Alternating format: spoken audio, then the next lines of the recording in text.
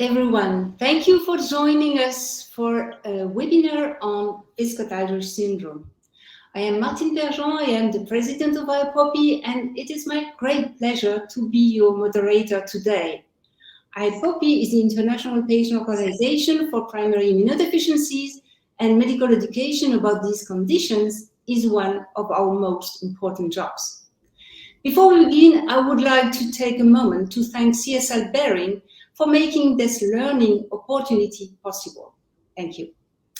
To address this topic, we have invited two guest speakers coming from two different world regions. Dr. Adli Ali, you are based in Malaysia and you are a senior clinical lecturer and consultant pediatric immunologist in UKM Medical Center, Malaysia in Kuala Lumpur. Your clinical work focuses on care for patients with primary and secondary immune disorders, autoimmune and allergy diseases. Your research addresses various translational immunological issues, from fundamental understanding of novel gene defects to identification and implementation of novel pathway-targeted treatment strategies in clinical practice. Today, you will take us through how to diagnose. What are the warning signs, first, second, and third diagnostic testing? How to manage patients and families with Wiskott-Aldrich. Dr. Aldrich. Our second guest is Professor Stephen Burns from the UK. You are Professor of Translational Immunology and Honorary Consultant in Immunology. You are the Clinical Director for Immunology at the UCL Institute for Immunity and Transplantation, Royal Free London NHS Foundation Trust. You will be covering the clinical course of the disease, when to treat and how to treat, what the infectious profile is, to follow up for a patient, how to manage the disease, how often to visit the physician, and many other things. Welcome, Professor Burns. If you would like to read the full biographies, they are being posted in the chat. After the presentation, a 10-minute Q&A will follow. Please do use the chat to let us know where you are joining us from. We want this to be an interactive session, so please feel free to say hello. Do use the question tab, which you can find on the right-hand side of the screen, to ask questions at any time during the presentations and during the Q&A. Without further delay, we will start this webinar with our first guest speaker, Dr. Adli. The screen is yours. Thank you so much, Martine, for the kind introduction.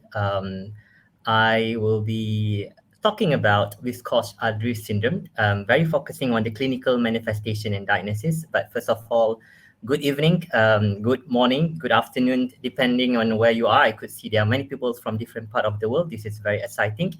And I hope this webinar and this talk will be of interest and will benefit most of you in your management of your patient.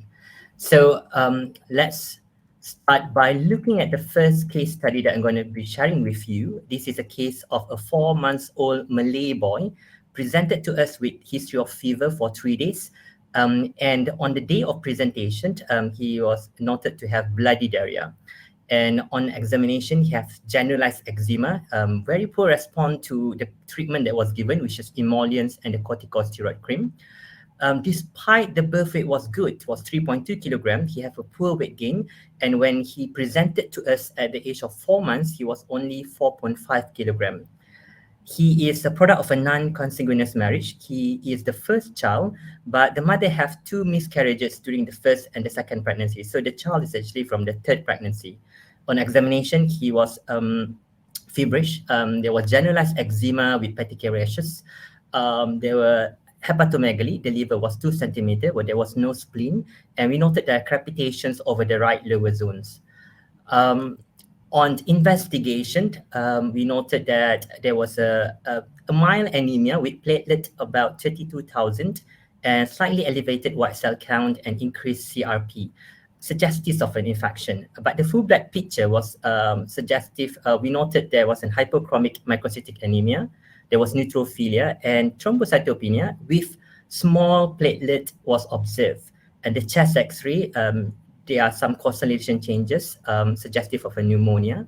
And because of the classical presentation that we noted in this child, being a male patient, thrombocytopenia, eczema, and a small platelet, and so-called the pneumonia that the patient have right now, we were thinking of a possible PID, particularly Wiskott-Aldrich syndrome. Thus, a genetic study was performed using a targeted gene panel for a numbers of PID diseases. And it reveals there's a mutation in the Wiskott-Aldrich syndrome gene. Thus, the diagnosis of Wiskott-Aldrich syndrome was given to that patient. So what is Wiskott-Aldrich syndrome? So this is relatively not a new PID disease. It was first described in 1937 by Wiskott.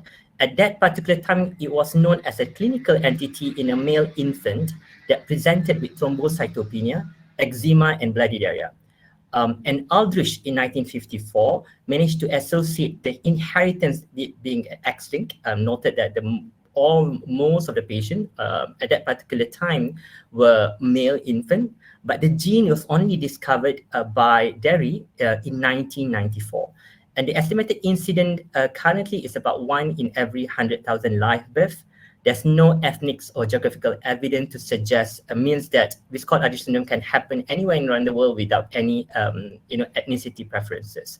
And when it comes to Wiskott-Aldrich syndrome, particularly for Malaysian PID community, this is quite an interesting case because the first ever PID case reported from Malaysia was 2 Malaysian Chinese male children with Wiskott-Aldrich syndrome in 1979. So this is the first ever reported literature of PID cases from Malaysia, and we can possibly say that the awareness of PID had been there from the 1970s, at least in Malaysia. So as we know, this is an X-linked disorder. So the genetic cause of Wiskott-Aldrich syndrome is due to mutation in the Wiskott-Aldrich syndrome gene, which is located in the X chromosome, and it encodes the Wiskott-Aldrich syndrome protein, or the WASP protein. Of course, there are numerous mutations, novel mutations that have been described over the years and recently, but I would like to bring you to look at this publication in 2006, one of the landmark papers looking at 270 unrelated families with Wiskott-Aldrich syndrome. And from this publication, they noted 158 unique gene mutation that can cause Wiskott-Aldrich syndrome. And the most common mutation from that publication, and still is very true, is a missense mutation, followed by the splice site and the nonsense. But what more important, they found there are 6 mutational hotspots that accounts for nearly a quarter of all the cases noted, involving 3 coding regions and the 3 splice sites. So what are the warning signs? What are the warning signs for us as clinicians or any physicians to think about Wiskott-Aldrich syndromes? There's a classic triad, which is the immunodeficiency, thrombocytopenia, and eczema. But more importantly, Wiskott-Aldrich syndrome can present with a broad clinical spectrum, and it can present with the classic Wiskott-Aldrich syndrome or the severe phenotype. But some of the patients who have mutation can present with the milder phenotype known as the X-linked thrombocytopenia, or a gain of function mutation that may present or may manifest as an X-linked neutropenia. And again, one of the other warning signs is, as this is an X-linked disease, if you see any of this classic triad in a male, or if there is a death in a male sibling or relative, or there is a history of miscarriages, you need to think about Wiskott-Aldrich syndrome. Okay, I think possibly the animation doesn't work, but the clinical manifestation of Wiskott-Aldrich syndrome, as mentioned, is platelet abnormality. And then usually most of the time they present with thrombocytopenia. It ranges between 5,000 to 50,000. And one of the classical features, one of the features of the platelet abnormality is the small platelet observed in this patient, with the mean platelet volume is about half of the volume of seen in the normal control, seen in the normal patient. And this platelet abnormality can lead to bleeding tendencies in 80% of the patient. These bleeding tendencies can manifest either as epistaxis, the skin manifestations such as the petechia or purpura, gastrointestinal bleeding is quite common, happening about 30% of the populations. Fortunately, intracranial hemorrhage is not very common. It can happen about 2%, 1 to 2% of Wiskott-Aldrich syndrome. Eczema is one of the defining features. In fact, it is one of the differentiating criteria to differentiate between Wiskott-Aldrich syndromes and ITP. And eczema can happen in about 80% of patients with Wiskott-Aldrich syndrome. It can be acute, it can be chronic, it can be intermittent, it can be persistent. It can happen with secondary viral infection, molluscus contagiosum, herpes simplex, or bacterial infection. And the eczema, if the presentation are severe and chronic, it can persist to adulthood. So eczema is one of the features that can differentiate between ITP and Wiskott-Aldrich syndrome. Immune defect is one of the other features that of Wiskott-Aldrich syndrome. The abnormality that we observe in this patient include reduced T lymphocyte when we do the lymphocyte subset. This is more prominent in the older children, more than 6 years old. B cells and the serum immunoglobulin are usually not affected. IgE might be elevated, especially in patients with multiple allergies and severe eczema. But most of the thing about the immune defect will be mainly functional, where you see the isohemagglutinin, defective T lymphocyte proliferation test, as well as isohemagglutinin titers being low, and there's impaired serum antibody response towards specific vaccine. Autoimmunity is another manifestation of Wiskott-Aldrich syndrome, happening in about 40% of those patients. It can manifest as a vasculitis. Commonly, one of the manifestations will be autoimmune hemolytic anemia. They can have henoch-like purpuric rash.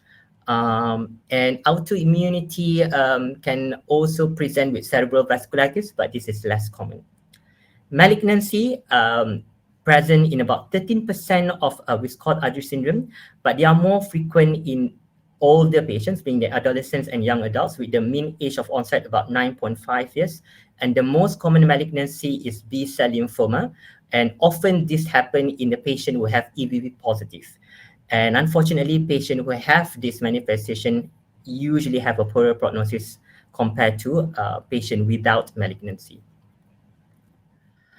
So the disease spectrum of Wiskott-Aldrich syndrome can be very broad. As you can see, that they can present with the classic Wiskott-Aldrich syndrome, or they can even present with the milder versions of it due to the mutation. They can present either an X-linked thrombocytopenia or the intermittent X-linked thrombocytopenia.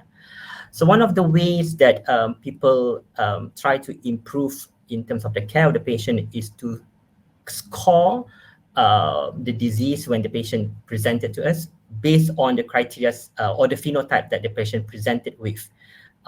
That's being thrombocytopenia, presence of small platelet, eczema, immune deficiency, infections, and autoimmunity or malignancies. And the score, disease score of 3 or more, will be considered as a classic Wiskott-Aldrich syndrome. And patients who present with autoimmunity and malignancies usually have a score of 5, and that usually indicates a poorer prognosis. Patients who have score of lower than 3, 2, 1, or 2 or 1 is usually defined clinically an X-linked thrombocytopenia. They can progress to become Wiskott-Aldrich syndrome. We are not very sure what are the factors that involve, but epigenetic had been proposed as one of the possible cause for this so-called changes in the disease spectrum. So let's jump to the second case study. It's not the first case study, and this is a case that was referred to us for the management of chronic ITP, possibly some familial causes. I think the reason why they refer to us mainly for a genetic study.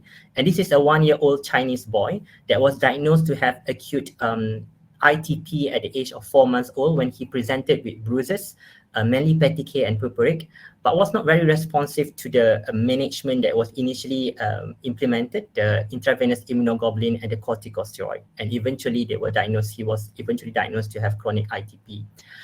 This is a product of non-consanguineal marriage. He is a third child, but he's the only living boy. There are 2 elder sisters. And he had one elder brother that passed away due to septic shock and Curie ITP. That's the reason why they were thinking this is possibly familial. And on further history, this patient also noted to have viral pneumonia before the diagnosis of ITP. It was told to be due to EBV because of the mild thrombocytopenia that they observed. And further history also suggests that the patient had several episodes of pharyngitis before presented to us. So examination, the liver was 1 centimeter. There was a multiple cervical lymph adenopathy. There was mild eczema that was not observed, or not, at least was not aware by, was not taken by the first reference, by the first referral doctor. And we noted there was peritike. And investigation, the HB, there was mild anemia, platelet was very low. There was platelet was 8,000. The white cell count was relatively normal. We did some immunological investigation. The lymphocyte subset revealed a mildly low T cell with a normal B cell. Serum immunoglobulin were grossly normal, but the isohemoglobin towards A and B were low. And we actually did an antibody level to tetanus, which is also low. And because of the presence of family history of one of the male siblings died because of septic shock and ITP, as well as the classical triad of eczema, thrombocytopenia, and infection, we actually proceed to do a genetic study. This is again a targeted gene panel for PID and shown a mutation in the WASP gene, and the diagnosis of Wiskott-Aldrich syndrome was made. How to diagnose Wiskott-Aldrich syndrome? I cannot emphasize to you the importance of a clinical suspicions of a classical triad in a male patient. And especially if there are suggestive family history of an X-linked inheritance, you need to think about Wiskott-Aldrich syndrome. You know, this classical triad will be eczema, will be immunodeficiency, the recurrent infections, and thrombocytopenia. Yes, another differential diagnosis that you might be considering will be hyper IgE syndrome, although that thrombocytopenia might not be a very common features. But the X-linked inheritance, hyper IgE syndrome is either autosomal dominance or autosomal recessive. So the male and the suggestive family history of X-linked inheritance points to Wiskott-Aldrich syndrome. So the first type of investigation will consist of a full blood count and full blood picture, which is nearly available in most of the center, where you can see thrombocytopenia and a small platelet. There will be a low mean platelet volume. And you might also see lymphopenia, especially in older children. So the second line investigation will be the diagnostic tests.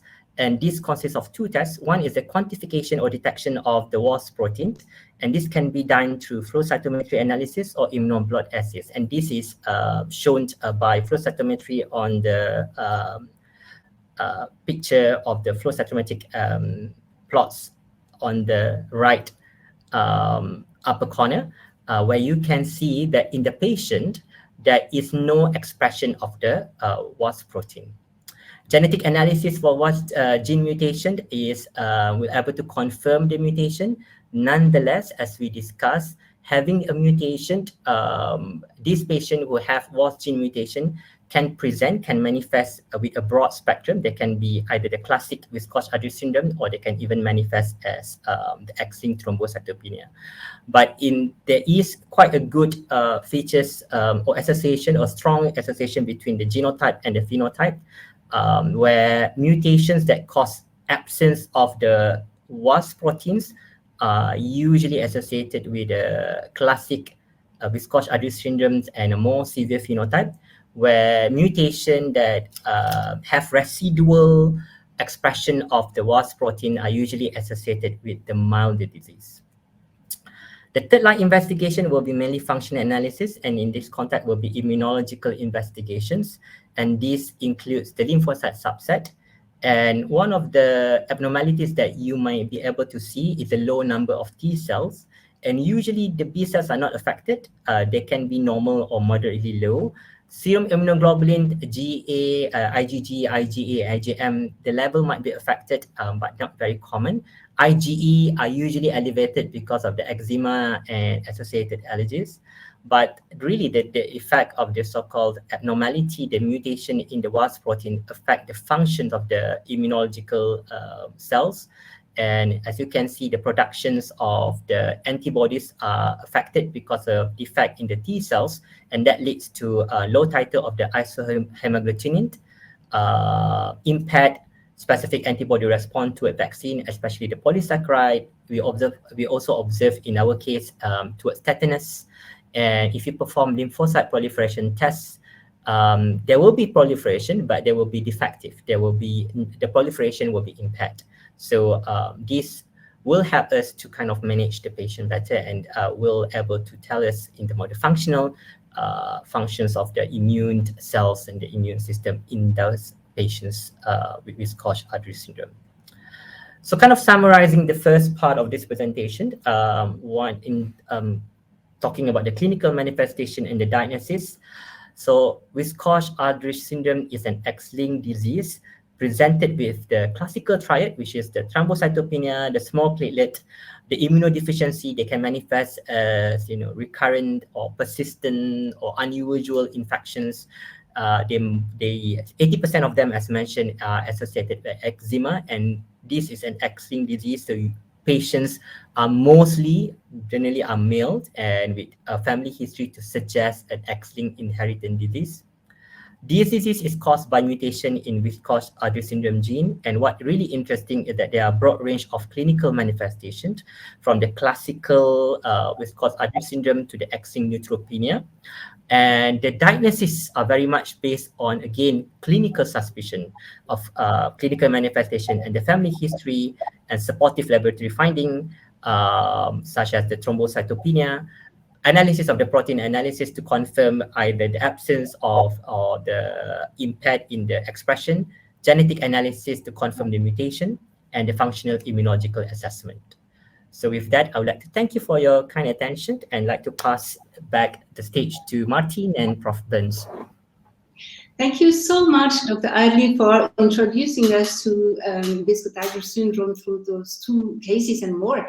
And now, Professor Burns, please take the screen for the second part of this webinar and the course of the disease.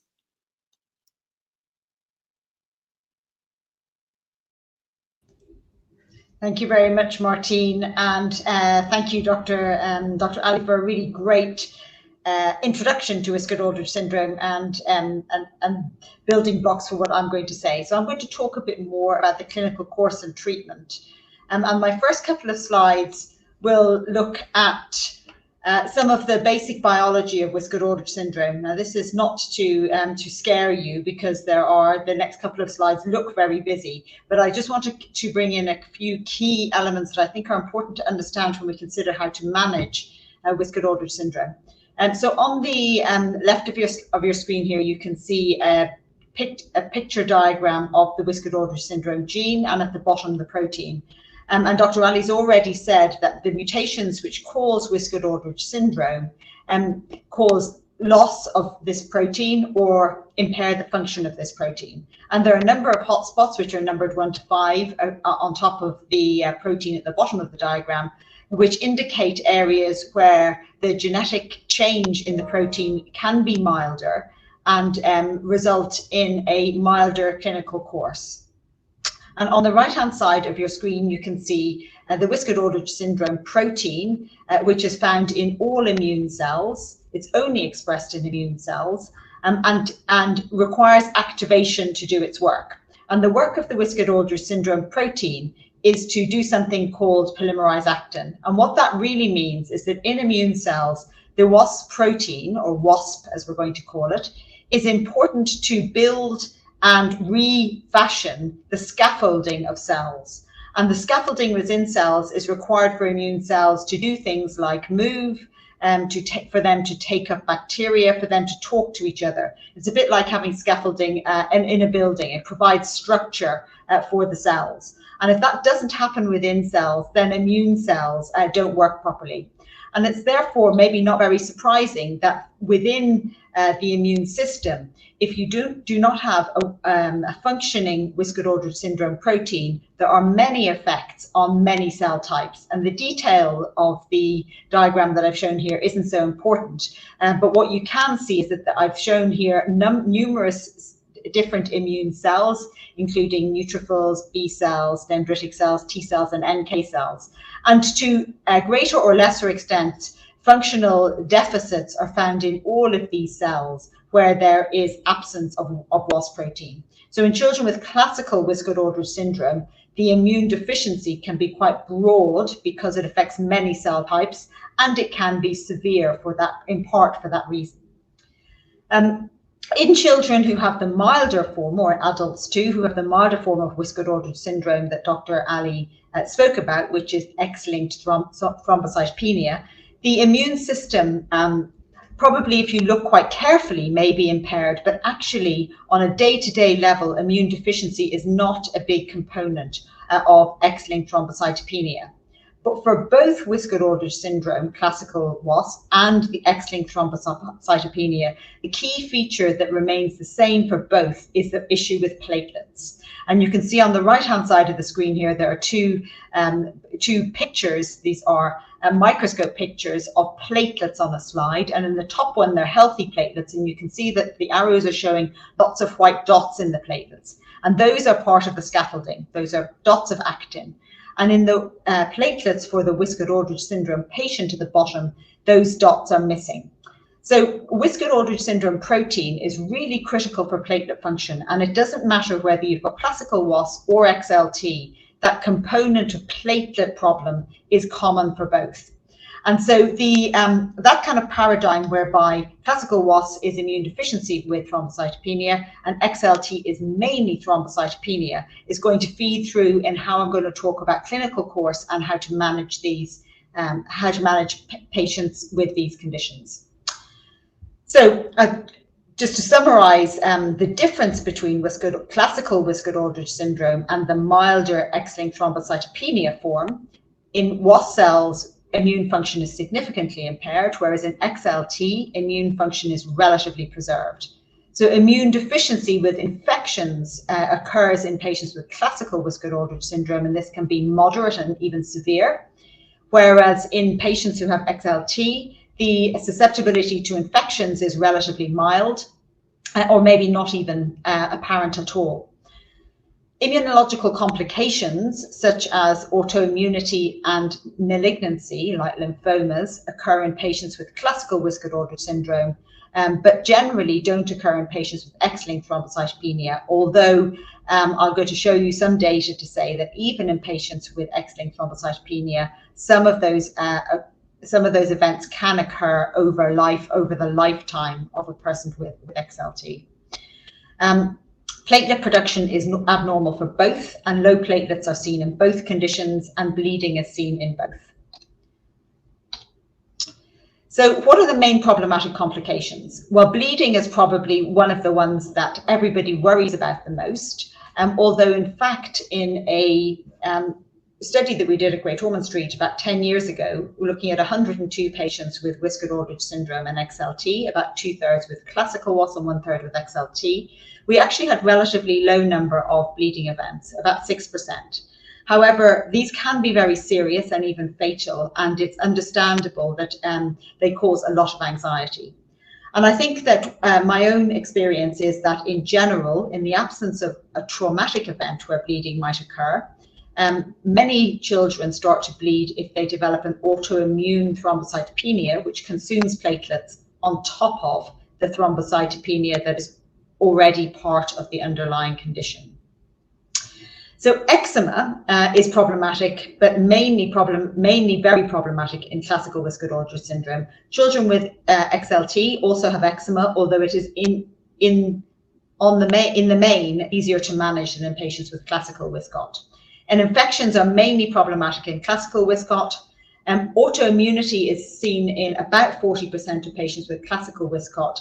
And as Dr. Ali showed you earlier, in that scoring system, if a child or an adult with Wiskott-Aldrich syndrome has autoimmunity, they're considered to have a high score and have classical Wiskott-Aldrich syndrome. So even if somebody starts out with X-linked thrombocytopenia, they develop autoimmunity, they get diagnostically moved into a classical Wiskott-Aldrich syndrome category.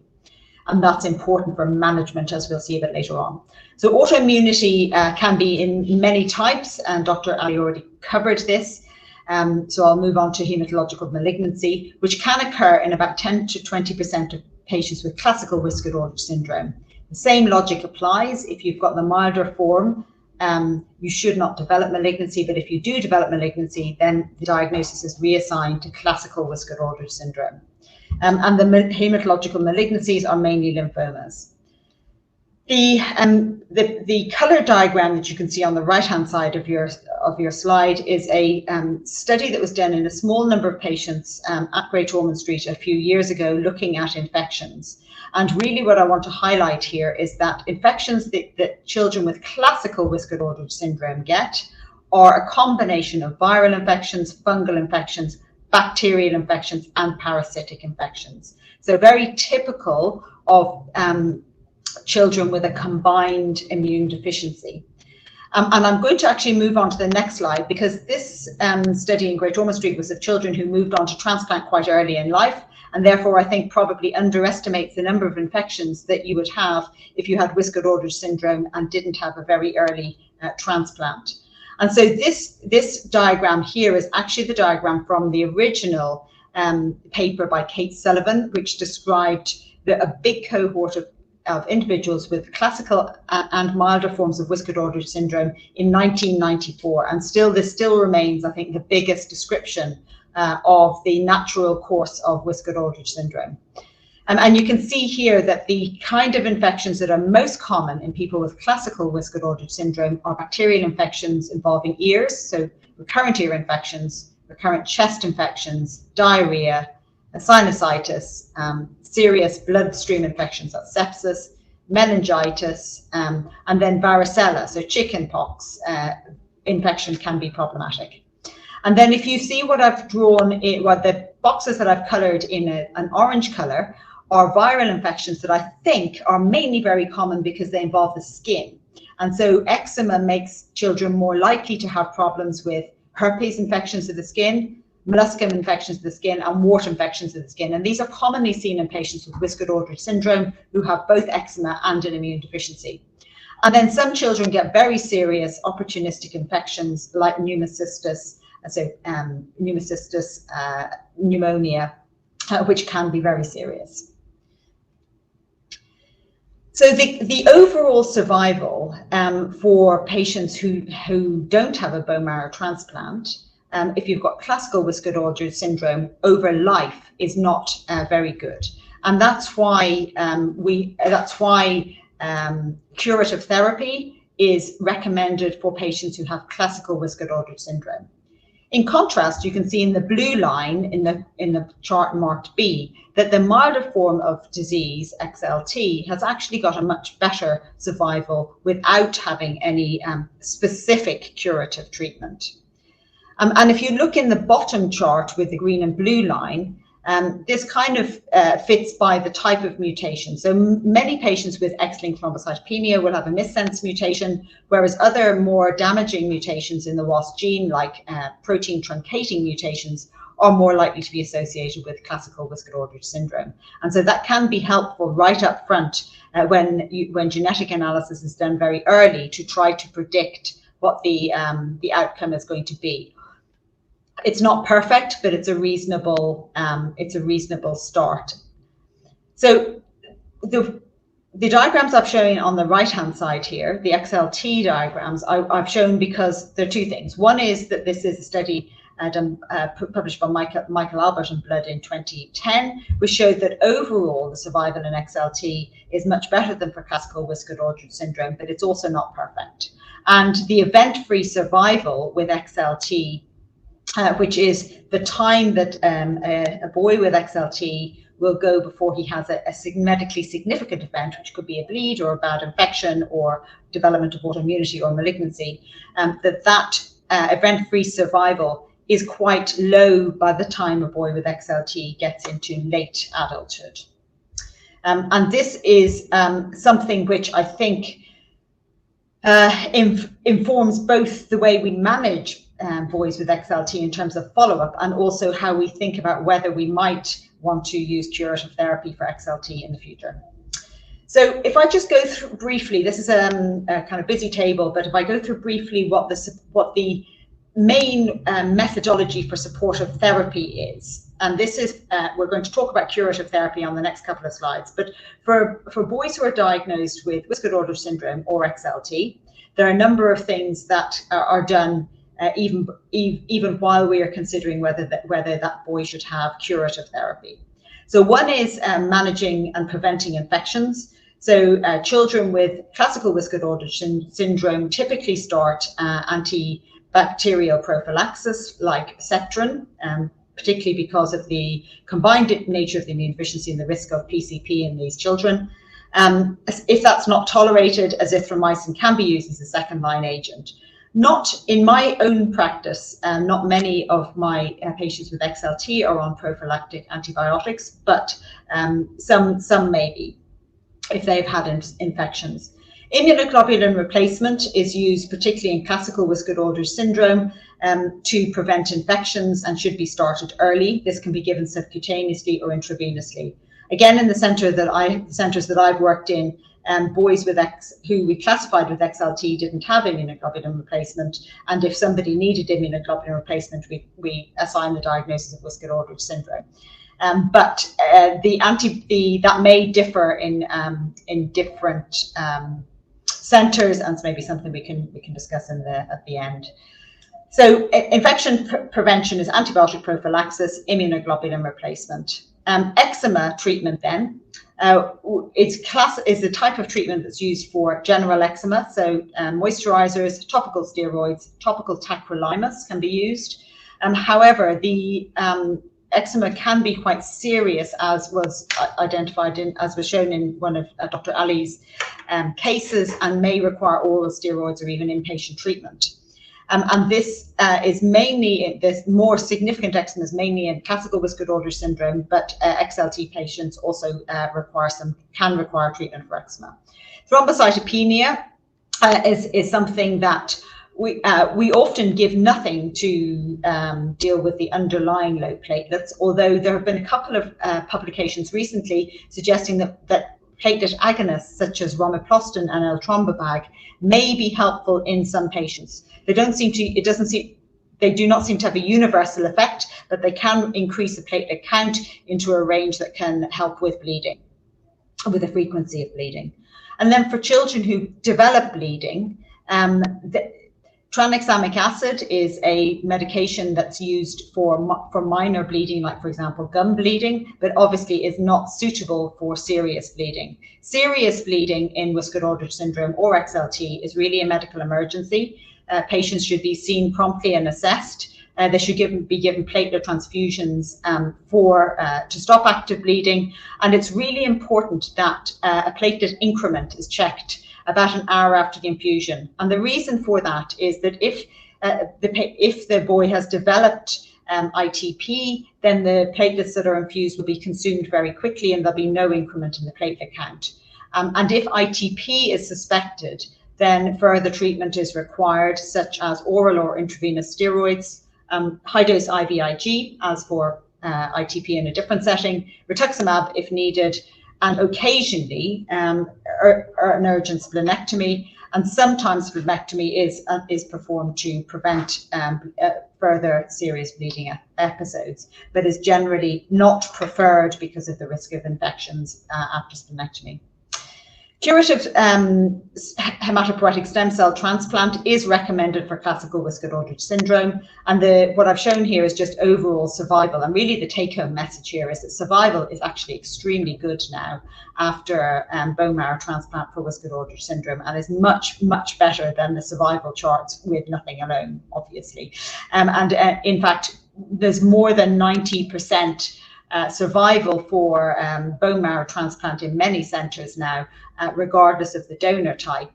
And the one thing that I want to point out here is that there have been a couple of studies, this one published in 2022 and another recent one from the US, showing that it is better to transplant early rather than after the age of 5 years. So transplantation should be considered early for patients with classical Wiskott-Aldrich syndrome.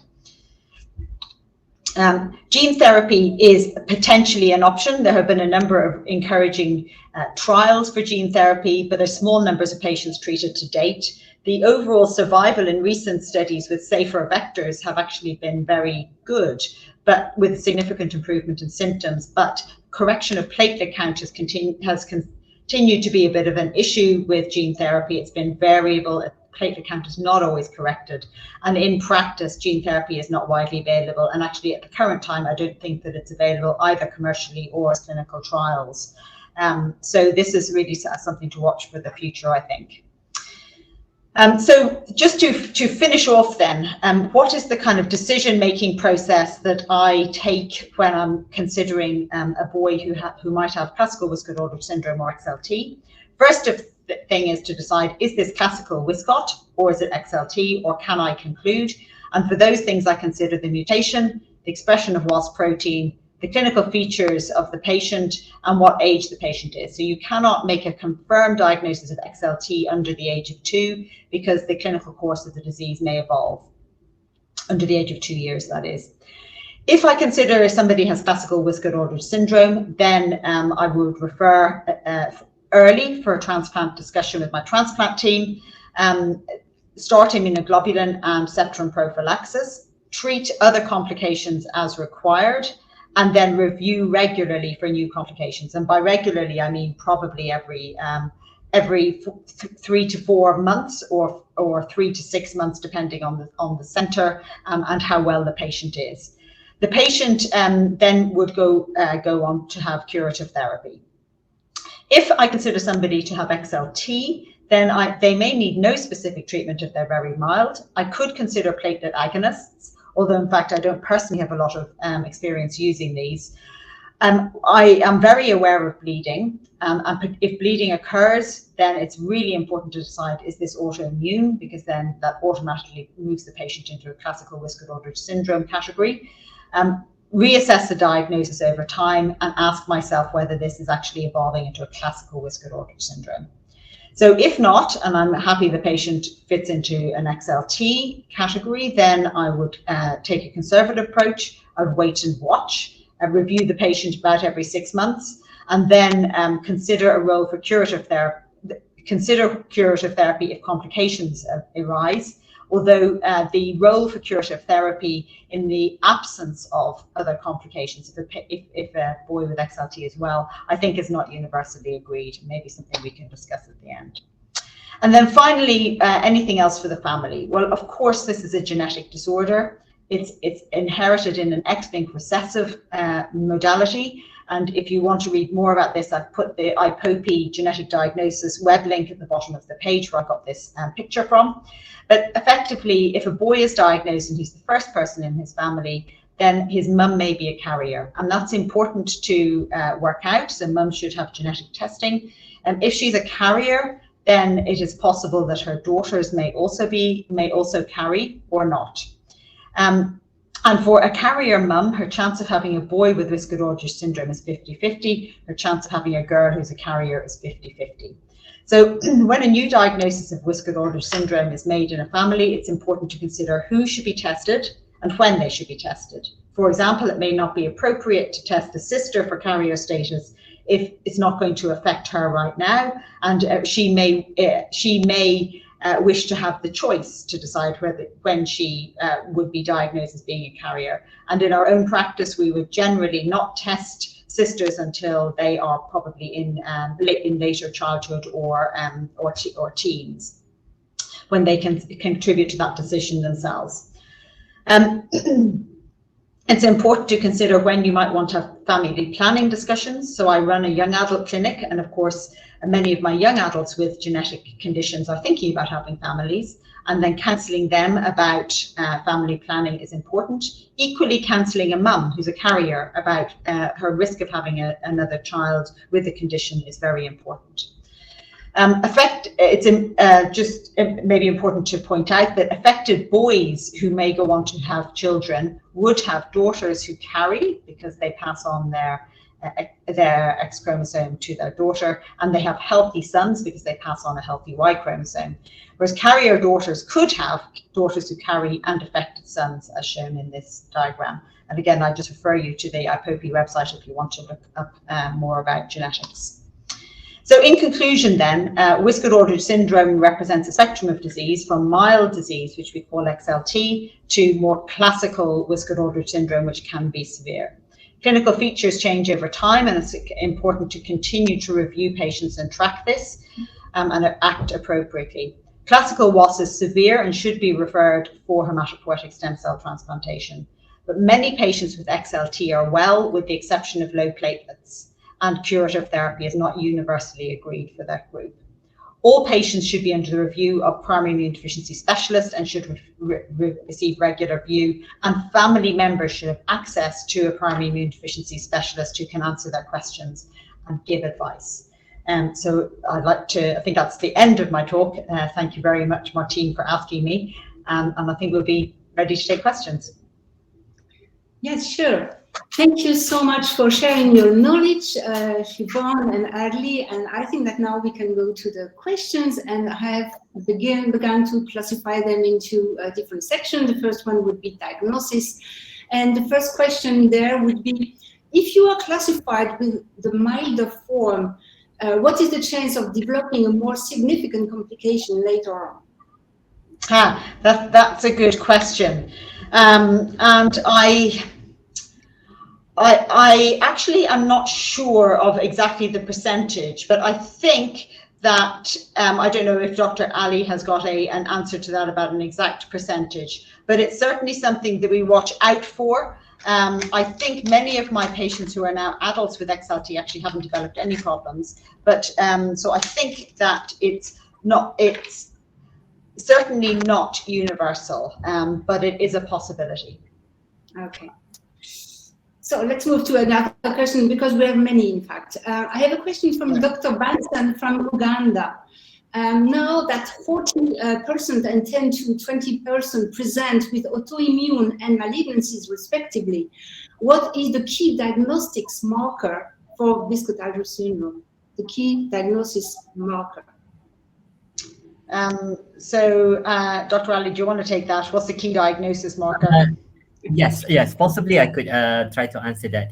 I believe that the key diagnostic marker for Wiskott-Aldrich syndromes, with the current landscape of genetic analysis being what we call nearly accessible for most patients, that will be a definitive kind of knowing what the mutation is. There is a presence of a mutation in the Wiskott-Aldrich syndrome. Nonetheless, as mentioned, patient with this mutation in Wiskott-Aldrich syndrome can present with broad spectrums of manifestations. So the clinical score will help us to kind of define who are the classic Wiskott-Aldrich syndrome patients and who are those with the milder version, the X-linked thrombocytopenia. If you have the access to the flow cytometric analysis, the immunoblot, for quantification of detection of the so-called the WASP proteins, that can be done. I believe that the absence of the WASP protein mutation that cause the absence are usually associated with a more severe form. So I think that will be the diagnostic marker. But talking about autoimmunity, it's a bit more complicated. I don't think, if I'm right, I don't think you can confirm this, Prof. Ben. I don't think there is a marker where we can predict who will get autoimmunity. From my knowledge, we are yet to understand what the pathophysiology. People kind of thought that it might be due to the inefficient clearings of the pathogen leading to autoimmunity. But there are also some papers, I believe, that talking about a defect in the Treg function as in the education of the T cell as part of the autoimmunity towards the self-antigen. But if you specifically ask about autoimmune malignancies, autoimmune and malignancies, what are the diagnostic markers for that? I don't think we have. But Professor Ben, any input from your side on that question? So no, I mean, I think that the diagnostic tools that we have available are basically mutation analysis and protein expression. And if the mutation analysis and protein expression suggests this patient's going to have severe disease, then get on with, don't wait around. There isn't really a specific marker to predict whether somebody's going to get a malignancy or an autoimmune complication. Okay, I go on because we have really many questions. One question from Dr. Michael Albert from Germany. Could you please comment on the role, if any, for prophylactic platelet transfusion depending on the platelet counts? Yeah, that's a really good question. That's a really good question. So I would say that prophylactic platelets should not be used to manage thrombocytopenia and Wiskott-Aldrich syndrome. And really a key reason for that is that if the patient is going to go on to have things like hematopoietic stem cell transplantation later on, it complicates things because the patient develops anti-platelet antibodies or anti-HLA antibodies, which can then complicate blood matching for transfusions.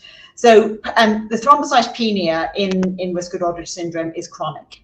And unless there is bleeding, we don't use platelets. So the only position for prophylactic platelets is if the patient is going to have a procedure like surgery.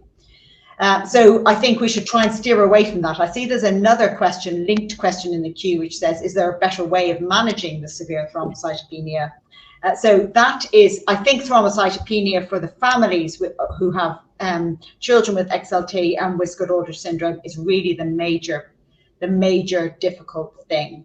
And that's because we actually don't have a very clear way to deal with this. And very often we just kind of sit tight and don't worry too much if the platelets are really low. But of course, that's difficult for families because they have children who run around and bang their heads and or they're boys, so they're active. It's tricky to manage. I think that we have in London undertaken splenectomies for some patients prophylactically if we think that they've got very mild disease, so XLT, and really the main thing is thrombocytopenia. And we have generally had that in boys with XLT has got a very good rate of improving the platelets. But it is, I think, probably still somewhat controversial on the international stage because once you take the spleen out, if the child needs to go for a stem cell transplant at a later time, then you do increase the risk of that patient for getting infection, particularly pneumococcal sepsis. So it's a decision to make with a family, but I wouldn't rule it out. So splenectomy is a possibility. As I said, there is some nice data coming out more recently about the use of platelet agonists, and Anna Sediva published a paper recently from Eastern Europe with quite a number of children with Wiskott-Aldrich syndrome who had platelet agonists. It really only gave a benefit in about a third of patients, but for those third of patients, the symptoms were definitely improved. So I would consider that. I certainly will consider that in my adult patients who have not had transplant but have significant thrombocytopenia and lead active lives. And like, for example, do martial arts, as some of my young adults do. And yeah, so I think those are the things. I don't know if Dr. Ali's got anything else to add to that. No. Yeah. So Dr. Ali, a question for you. Grace is asking, how frequent would you suggest for the blood count monitoring? Would the sibling be considered to send for WASP gene mutation screening if he or she is matched donor? He or she. Okay, if the child. Okay, first question: how frequent do you do blood count monitoring? One of this is that the current aspect of management of Wiskott-Aldrich syndrome. If we have it here, usually they present quite severe. We transplant the patient. I think that's the current way of treatment.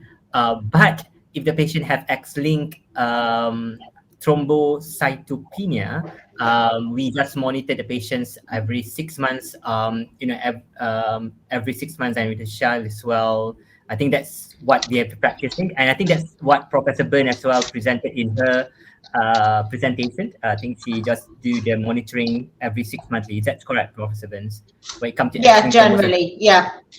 And then, depending on the clinical need, but yeah, typically about once every 6 months. Yes, and will I consider to send for the WASP implementation for the match donor? I believe possibly this you are. I mean, I'm not a transplanter, so I believe that we should be doing it, but I'm not sure if this is a common routine to be done in the transplant center. Okay. I can see, Siobhan, that you answered directly in the tab. So this is I just moved to the next question. If females are carriers, do they show any clinical signs of the disease, e.g., eczema, whatever, or low platelet level as well? Yes, from my knowledge that most of the time the patients, the female carrier are normal, and I don't think from my reading, or at least from the literature that I went through, those patients have any clinical manifestations if they are obligate carrier. But we do have one, I think, a case report talking about a female with Wiskott-Aldrich syndrome, but that is due to a skewed X inactivation. So I believe that they don't have any of the clinical signs. Anything to add, Dr. Bird? No? No, I agree with that. I've had maybe one mother or grandmother who had symptoms, but again, it was because of skewed X inactivation. Yeah, I heard about low level of platelets in mothers of patients, not only carriers. Diagnosis again. When do we suspect a child with ITP to be Wiskott-Aldrich? That's thrombocytopenia in Wiskott-Aldrich happens since infancy. This is from Gianni Lee. I will take that. I think yes. As I mentioned, when they present to a classical triad, when they have, if they have eczema, if they are strong family history to suggest, miscarriages, death in the sibling, immunodeficiency, if they have recurrent infection, ITP per se, they usually are not associated with immunodeficiency. Think about that, the classical trial, the eczema, thrombocytopenia, immunodeficiency or persistent infection. And does thrombocytopenia in WASP happen since infancy? Yes, they can happen in infancy. In fact, I think from the two cases that we presented, both of them presented with thrombocytopenia at the age of, we detected at the age of 4 to 3 months. Mm-hmm. And another question from Malera is from Spain. The success rate of the curative therapy depends on whether the patient has experienced a complication already or not. Success rate. Yes, I think probably someone will answer that. But I guess in the context of transplant, if you have complication before the transplantation, the outcome is usually poor. But I'm not sure what complications that the question are referring to. But Professor Burns possibly have any additional input on that? So what was the question again about the specific complications? Complications before transplants leads to poor diagnosis, something like that, if I'm not mistaken. Well, I think the thing you want to avoid, you want to try and prevent what you can. So you want to try and prevent serious infections. Ideally, you want to try and prevent serious bleeding episodes, although that's not always possible. And then you can't prevent generally can't really prevent the onset of autoimmunity. You can just control it if it comes. And similarly, if I think the other thing is that if malignancy occurs, then the patient should be fully in remission before they go into transplant. Yeah. We have another question from Josie. In some countries, we have treatment for hemophilia and not for PIDs. And I believe that patients, Josie says, I believe that patients have less ability to form blood clots. So could this be treated with similar treatment to hemophilia? No. Treatment for hemophilia is different. I think it's due to the factors that we are giving. So the underlying pathophysiology is, the underlying problem here is different. It's due to thrombocytopenia or the autoimmunity. So directly, that will not be the treatment for hemophilia. Will not be the treatment for this patient with Wiskott-Aldrich syndrome. It's due to thrombocytopenia. Okay, so I think we went through all the questions, and thank you so much. I think that our attendees are very happy with your answers. Before we go, I would like to let you know that soon IPOPI will be releasing a motion design video and series on PIDs. This will be a useful tool to increase knowledge on PID, diagnostic and treatment. Keep your eyes on our website, social media, and newsletter for more information. We have now reached the end of this webinar. Thank you for your time and your presentation again. This was made possible thanks to a kind donation from CSL Behring. And on behalf of IPOPI, I would like to say a warm thank you to Professor Shivan Burns and to Dr. Adli Ali for this excellent session and for all the answers you provided. Thank you so much and see you soon. Thank you. Bye-bye.